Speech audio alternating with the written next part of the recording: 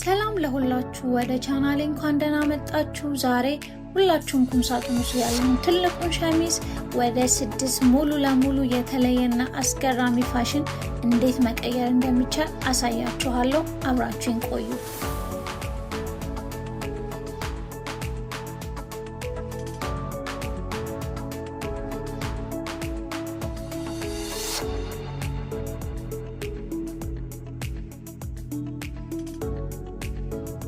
ብዙዎቻችን እንደዚህ ነው የምንለብሰው፣ ለምን ሌላ ስታይል አንጠቀምም? የመጀመሪያው ስታይል ሸሚዛችንን ኮሌታ ወደ ውስጥ እናጥፋለን። ከዛም ደረታችን ላይ አድርገን ወደ ጀርባችን እንወስደዋለን። በመቀጠልም እጀታውን ከጀርባችን ወደ አንገታችን እንይዘውና በፕላስቲክ እናስይዘዋለን። እጀታውን በሁለቱም በኩል እናጥፈዋለን። ከዛም የሚያምር ቆንጆ የሆነ ፍላወር ሉክ ይሰጠናል። በመቀጠልም ቀሪውን ፓርት ጀርባችን ላይ እንቋጥረዋለን።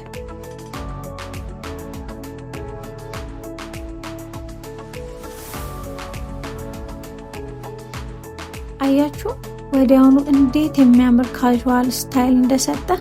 ይህ ኢፈርተስሊ ቺክ ነው የሚባለው። በተለይ አንገቱ ላይ ያለው አበባ ትኩረትን በመሳብ በጣም ቀላል የነበረውን ልብስ ወደ ሃይ ፋሽን ደረጃ ነው የወሰደው። ይህ ለበጋ የሚመጣው ፋሽን ነው።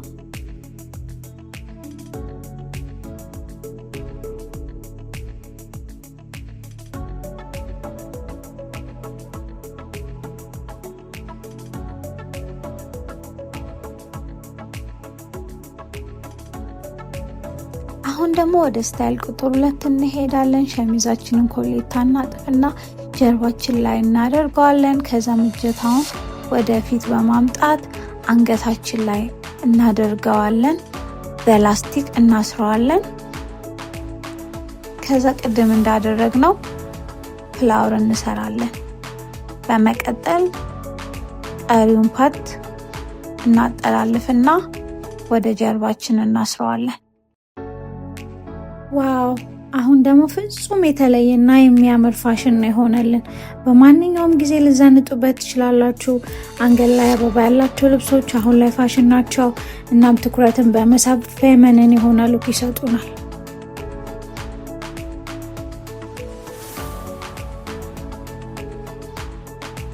ስታይል ደግሞ የሸሚዛችንን መጀመሪያ ላይ ያለውን ቁልፍ እንቆልፋለን።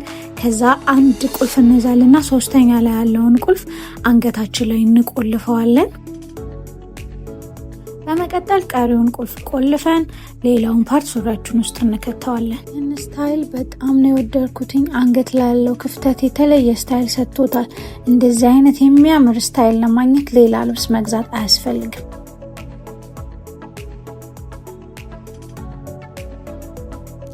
አራተኛው ስታይላችን የሸሚዛችንን ጫፏን ፓርት አንገታችን ላይ እንቋጥረዋለን። ኮሌታውን ደግሞ ሱሪያችን ውስጥ እንከተዋለን። በመቀጠል እጅየውን ወደ ኋላ እንወስደውና ጀርባችን ላይ እንቋጥረዋለን።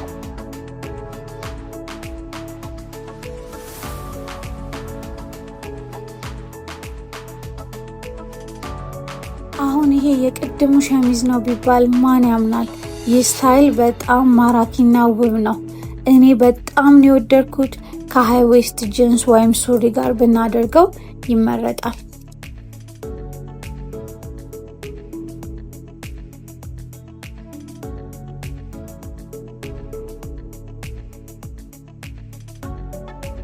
ቀጣዩ ስታይላችን ደግሞ ሸሚዛችንን እናጠላልፍና ሱሪያችን ላይ ያለው የቀበቶ መክተቻ ውስጥ ሸሚዙን በማስገባት ሸሚዛችን ውስጥ መክተት ነው።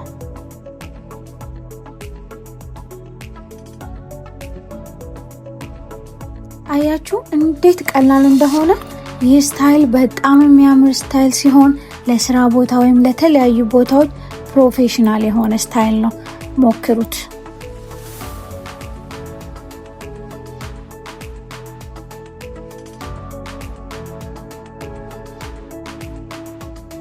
የመጨረሻው ስታይላችን ሸሚዛችንን በአንድ በኩል ብቻ እንለብስና ቁልፎቹን እንቆልፋለን። ከዛም እጀታውን በቁልፎቹ መሃል ባለው ቀዳዳ አስገብተን ሙሉ ለሙሉ ሸሚዙን ወደ ሱሪያችን ውስጥ እንከተዋለን። ዋው! ይሄ ደግሞ እጅግ በጣም ያልተጠበቀና ፋሽን ተኮር ነው። ይህን ሸሚዝ ወደ ዋን ሾልደር ቶፕነት በመቀየር ሙሉ ለሙሉ አዲስና ሴክሲ የሆነ መልክ ሰጠ ነው። አያችሁ በአንድ ሸሚዝ ስንት ስታይል እንደፈጠርን። ፋሽን ማለት አዳዲስ ነገሮችን ከመግዛት በላይ ያለንን ነገር እንዴት እንደምንጠቀምበት ማወቅ ነው። ከነዚህ ስታይሎች የቱን በጣም ወደዳችሁ? ኮሜንት ላይ ጻፉልኝ። ሰብስክራይብ፣ ላይክ፣ ኮሜንት፣ ሼር ማድረግ እንዳትረሱ። በሚቀጥለው ቪዲዮ አገኛችኋለሁ። ቻው።